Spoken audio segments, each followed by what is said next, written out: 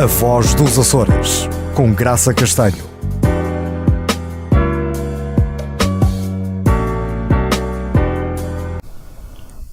Nos estúdios da SMTV temos connosco o artista plástico, encenador, compositor de música e escritor Armando Moreira, uma referência incontornável no mundo das artes a nível regional, nacional e internacional.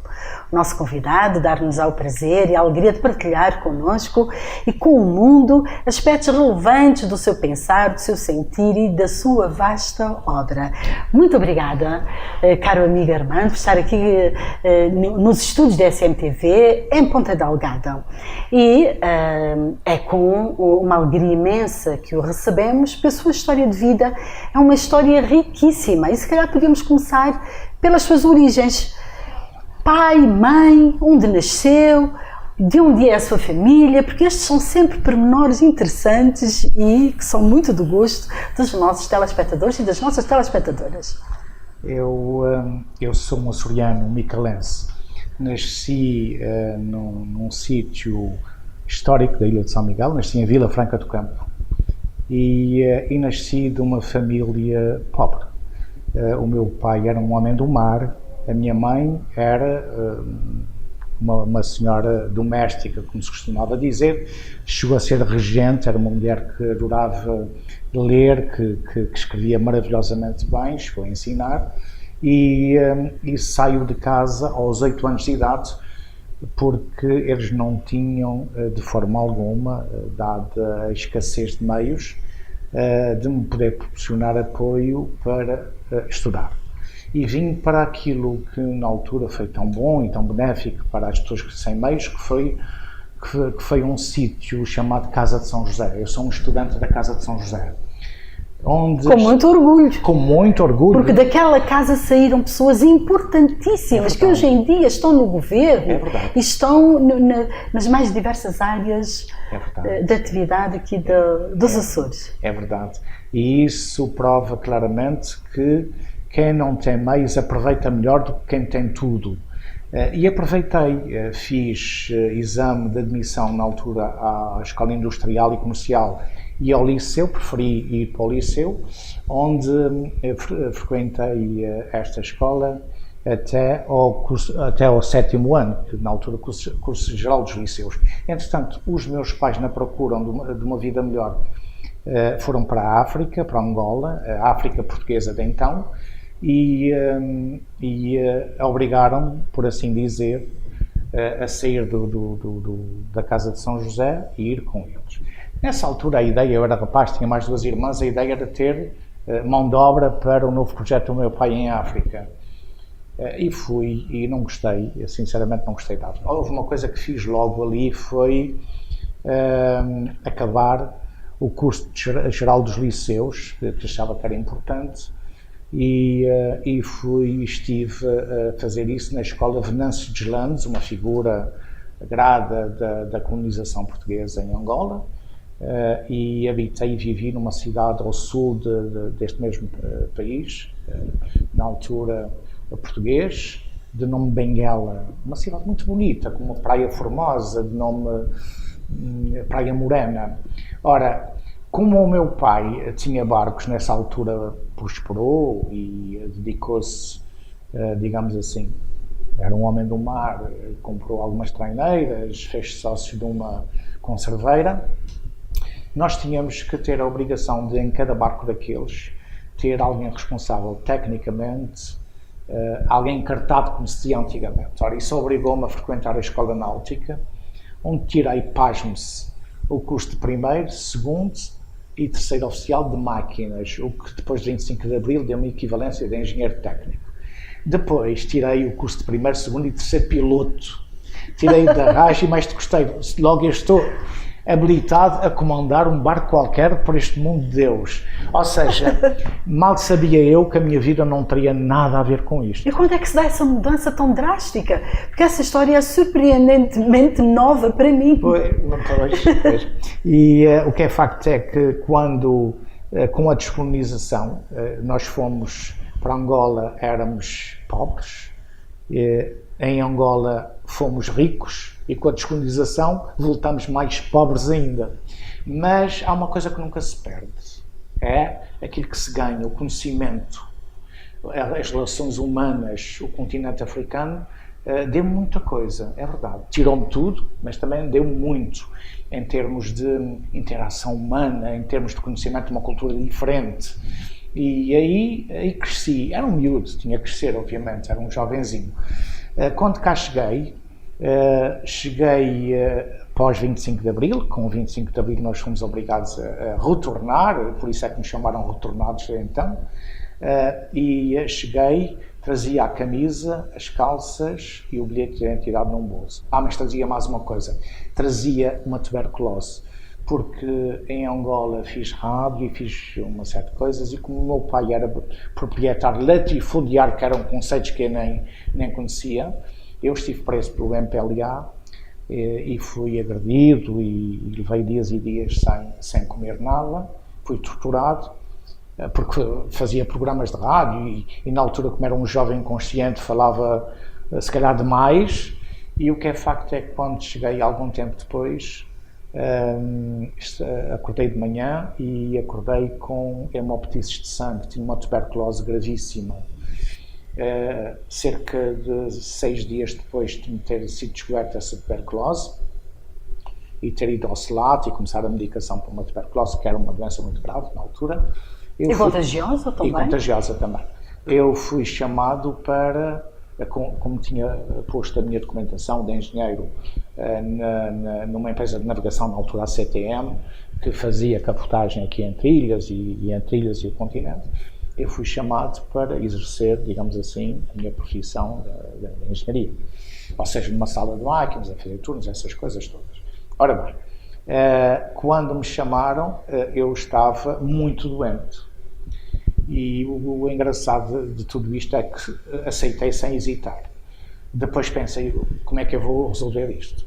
E então fui ao CELAT e pedi que eles me dessem a medicação toda para um mês. Eram 60 e tal injeções. E lembro-me ali na farmácia Costa, de todos os meses, ir comprar 60 seringas. Eu devo ter sido o primeiro drogado, pelo menos... Ficou com essa fama? Fiquei, porque eu trazia os cabelos compridos, usava calça boca de sino e estava com uma tuberculose muito magro. Ora, lembro-me de sempre porque eu dava injeções a mim mesmo, porque na altura fazíamos capotagem aqui entre ilhas e apenas a ilha de São Miguel, a ilha Terceira e a ilha de Faial é que tinham portos da costagem. Aí eu conseguia ir a terra a um posto clínico e eles davam uma injeção. Nas outras tinha que ser eu a dar a mim mesmo. E era terrível. Dar uma injeção a nós mesmos é uma coisa... Então, quando volta aos Açores, continua ligado ao mar e aos barcos? É verdade, durante algum tempo. O que acontece, e queria falar sobre este episódio, comecei a dar injeções a mim mesmo, aquilo às vezes não corria bem, e lembro-me que no verão usava mangas compridas porque tinha os braços todos negros. E um dia na farmácia Costa, uma senhora forte que lá estava, lembro-me dela olhar para mim, e a farmácia estava cheia, e de perguntar-me, querido menino, para que é que tu queres 60 seringas? E a mulher perfeitamente convencida que era para me drogar, porque foi aquela altura em que a droga começou a aparecer, começou-se a ouvir falar em droga. E eu disse, olha minha senhora, eu contraí uma tuberculose, estou a trabalhar nos navios, e como não consigo que me deem as injeções, dou a mim mesmo. A senhora até chorou, comovida, veio, abraçou-me, e toda aquela gente olhou-me de outra forma. Olhou-me de outra maneira. Quando eu entrei, olharam-me de uma forma, quando eu saí, olharam-me de outra. Mas o que é facto é que o meu pai retorna e depois tem um acidente onde morre afogado no navio que virou aqui entre São Miguel e Santa Maria. A minha família, na altura, com medo que me acontecesse o mesmo, convenceu-me a vir para a terra. E eu concorri à SATA e à EDA, Eletricidade dos Açores. Por uma questão de teimosia, acabei por ir para a Eletricidade dos Açores, onde durante algum tempo exerci, enfim, a componente tecnológica, dos grupos geradores e essas coisas, e depois, como eu me destacava nas artes, na imagem, no marketing, eles convidaram-me para criar e abrir o primeiro gabinete de comunicação, marketing e imagem que a Eletricidade dos Açores teve. E teve-a, e foi necessário ter, porque já nessa altura a Eletricidade dos Açores começou por apostar nos novos negócios. E havia que estabelecer uma estratégia de marketing, Claro que sim, claro divulgação que sim. Claro que dos sim. novos produtos. E eu comecei lá a trabalhar, entretanto chegou a doutora Isabel Barato, e estivemos no mesmo gabinete e fizemos coisas muito interessantes, e fiz carreira na Eletricidade dos Açores, na imagem, marketing.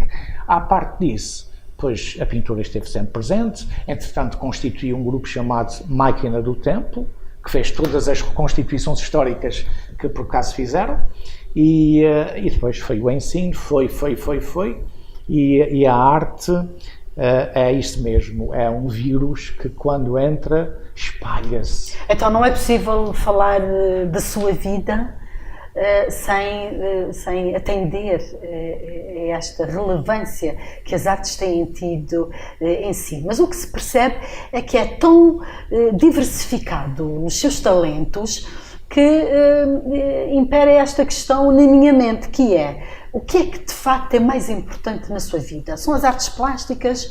É o teatro? É a escrita? O que é que valoriza mais? Ou isto surge na sua vida tudo misturado e faz parte de um todo artístico que o caracteriza? Há um grande pensador que diz duas coisas. Uma não tem nada a ver com a pergunta, mas apetece-me dizer. Ele diz assim: uma mulher ou um homem, por muito vil que seja, tem sempre algo divino dentro dele. E é verdade. Por isso devemos sempre respeitar e não ter raiva de ninguém. E o segundo é que dentro de nós temos tudo. A ideia de que aquilo que somos vem do exterior não é verdade. Os talentos estão dentro de nós. Todos nós os temos. Agora, por uma questão de preguiça ou de ousadia, por uma questão de coragem ou outra coisa qualquer, alguns vingam e até têm sucesso, outros preferem ficar sentados. E até nos criticam, pasmem-se. No meu caso, eu sou tudo isso que sou hoje em dia também por necessidade. Primeiro por necessidade, porque achei que com os meus talentos podia gerar riqueza. E com essa riqueza, porque me casei, pouco depois vir de Angola, e esta riqueza podia dar conforto às pessoas que eu amava, que eram, na altura, a minha esposa e os meus filhos. Não obstante alguém dizer o contrário, eu orgulho-me muito de ter sido um bom marido e um bom pai. Ainda hoje sou pai, exerço a condição de pai com um orgulho e com uma dedicação muito grande. Penso que o melhor que a gente tem, as melhores experiências que nós temos na vida, e penso que a Graça concordará, é realmente o nascimento de um filho, é pegar nele, é esculpir-lhe, digamos assim, a personalidade, é encaminhá-lo na vida. Nós sabemos que um filho é um pássaro irreverente, e sabemos que ele também tem caminhos e ideias muito próprias. Chega-se a uma altura em que o voo deles naturalmente não é controlável, e o rumo eles é que escolhem.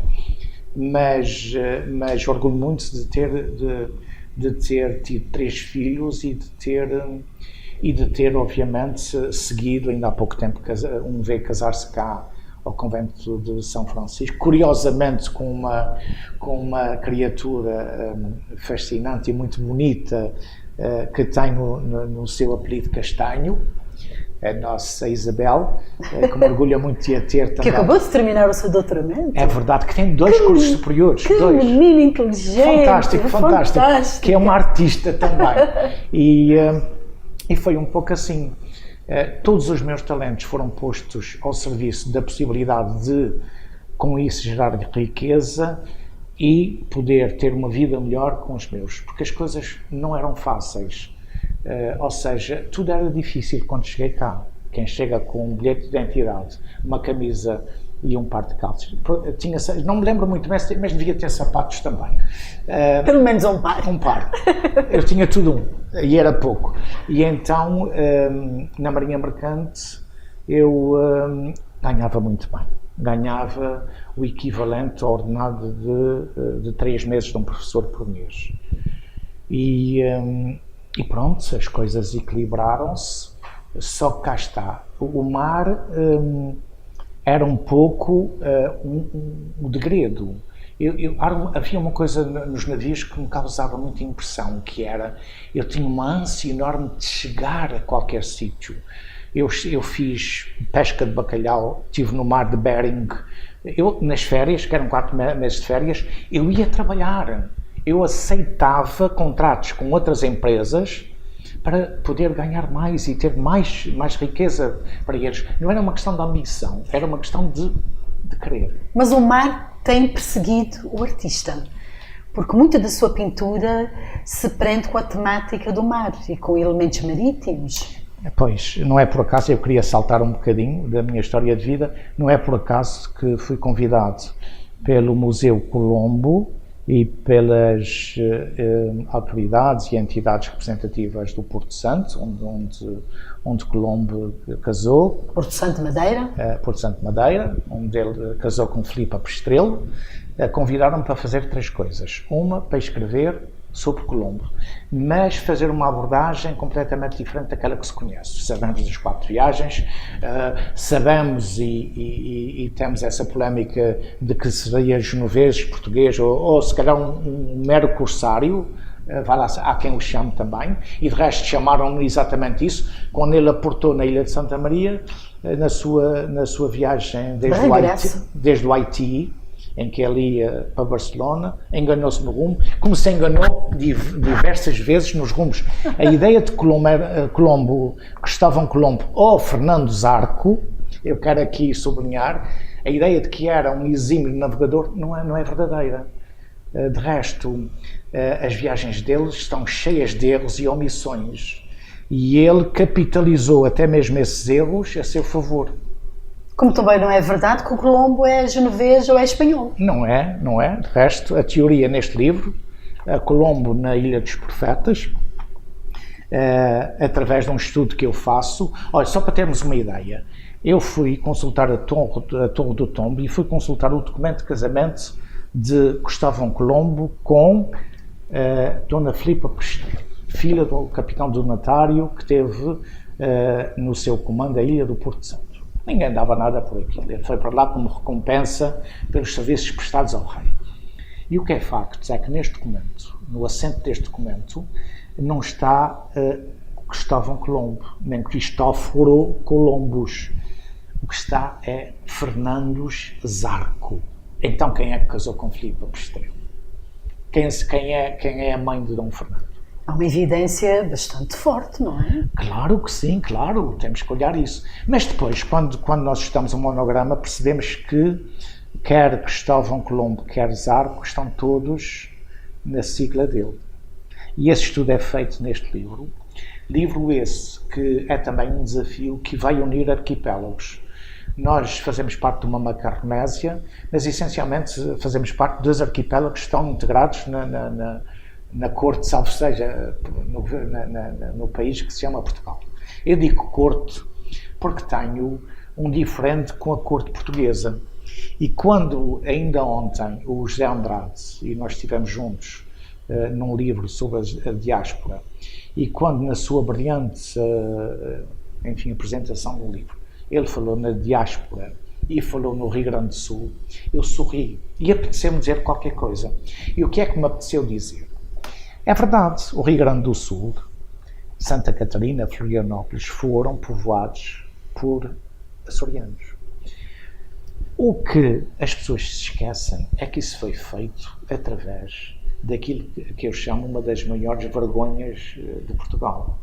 Foi através de uma bula que foi concedida ao rei a autoridade e a possibilidade de levar à força, escravizar e fazer o que bem entendesse umas pessoas aqui das ilhas. Casais que partiram? Casais que foram para o Rio Grande do Sul à força. Foi chamada a escravatura branca. Isto é verdade.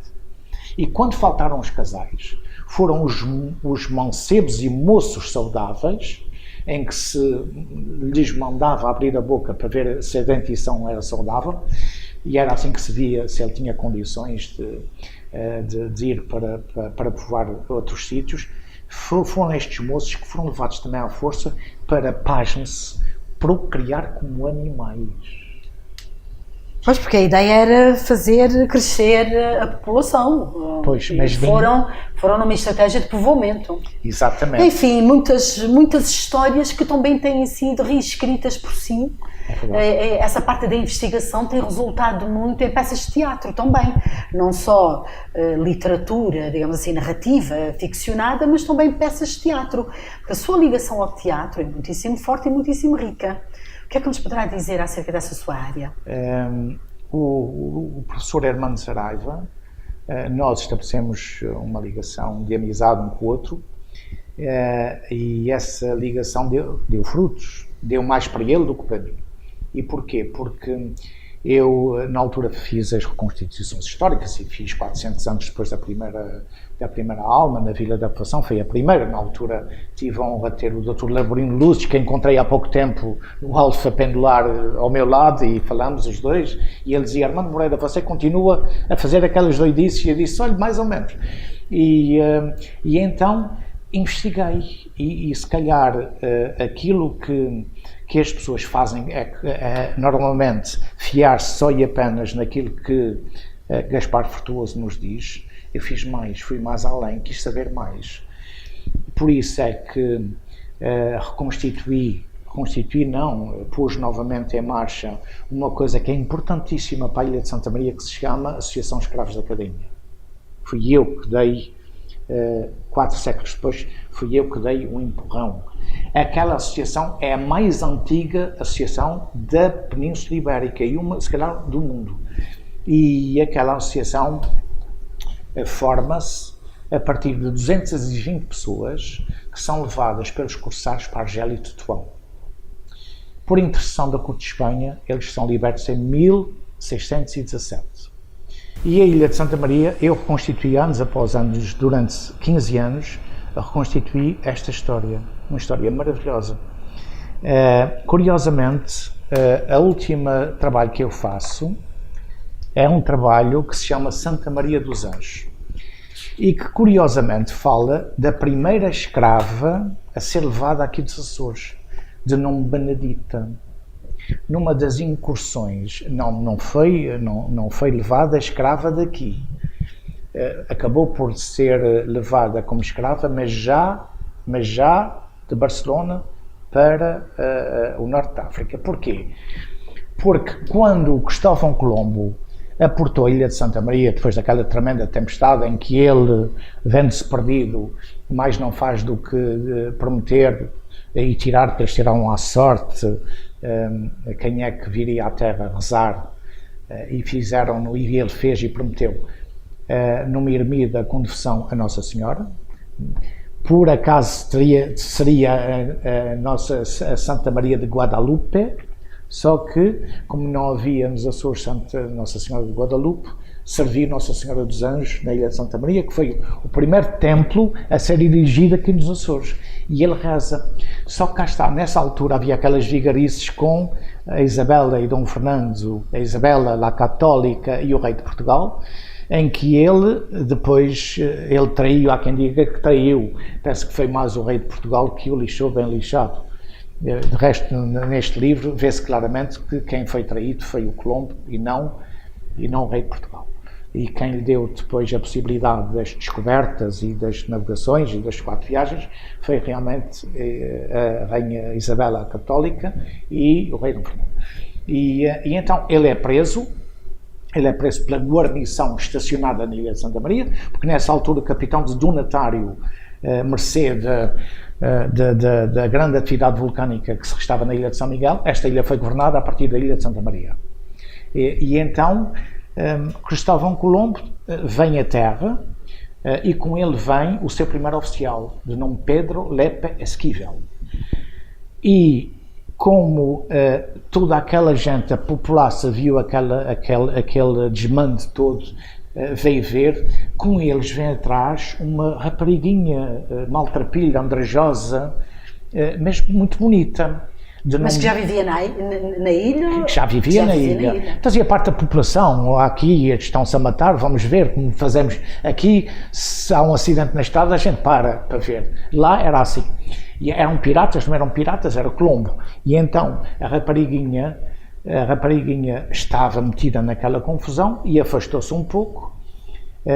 Pedro Lepe era agnóstico, não entra no templo e fica cá por fora. E os dois cruzam. E ela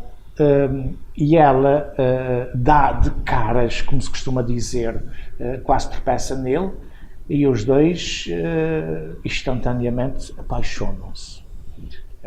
Diz-se que sim. Eu penso que... Mas há aí um pouco de lenda ou isso é um facto histórico? Não, foi mesmo assim, De resto, eu tenho registros da Praça dos Mártires, tenho registros e das catacumbas onde eles estiveram presos, com o nome da moça, porque ela volta a Santa Maria. E então o livro fala exatamente dela. Ele convence-a, mesmo falando castelhano, convence-a a embarcar na nau. O Colombo não gostou, porque as mulheres davam azar nos barcos antigamente. Não era muito bom levar senhoras a bordo, por isso é que elas não navegavam. E então ela vai até Barcelona e chega à conclusão de que ele já é casado com uma nobre, fica a deambular abandonada pelas docas de Barcelona e é apanhada por árabes que a levam como escrava para a Argélia.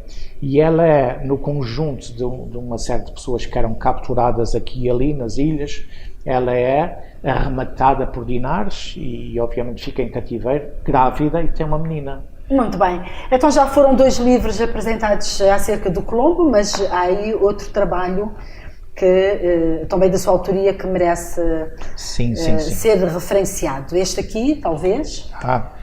Pronto, Colombo, eu queria dizer que Colombo na Ilha dos Profetas pretende-se que seja um trabalho com a chancela que já tem da presidência do Governo Regional da Madeira, que tenha também a chancela. Eu vou ter uma reunião com a senhora excelentíssima diretora regional da Cultura, eventualmente terei com o senhor presidente do Governo Regional dos Açores, que parece particularmente, no sentido de o sensibilizar para que esta peça, que é o testemunho da passagem de Colombo pelos 2 arquipélagos, tenha, digamos assim, a chancela também da parte da presidência do Governo Regional dos Açores. E quero levar este livro e desmistificar Colombo, no bom e no mau sentido, até porque aqui eu falo dos 3 grandes amores dele. Um deles, uma guanche das Canárias num pilar enriquez. E há histórias maravilhosas aqui, que não têm nada a ver com aquilo que nós aprendemos na escola, que foi muito pouco, e que sabemos de Colombo. E então queria fazer 3 espetáculos, 3 lançamentos, um deles, que Santa Maria, não sei, ou São Miguel, se calhar São Miguel, faz todo o sentido, ele também tentou aportar, o outro Porto Santo e o outro na Praia de Martinhal, em Sagres, onde está a Casa do Infante. E penso que com isso fazemos aquilo que tem sido feito muito pouco, que é unirmos-nos através da cultura, através da história. Porque a história une os povos, quer queramos, quer não. A história é feita por pessoas e de pessoas, e o palco são as ilhas e os países. E quer queramos, quer não, quer a Madeira, quer os Açores, foram palcos de muita história. E com este conceito alargado de história, nós vamos nos despedir. Todos os nossos telespectadores e telespectadoras, não se esqueçam então, sejam felizes.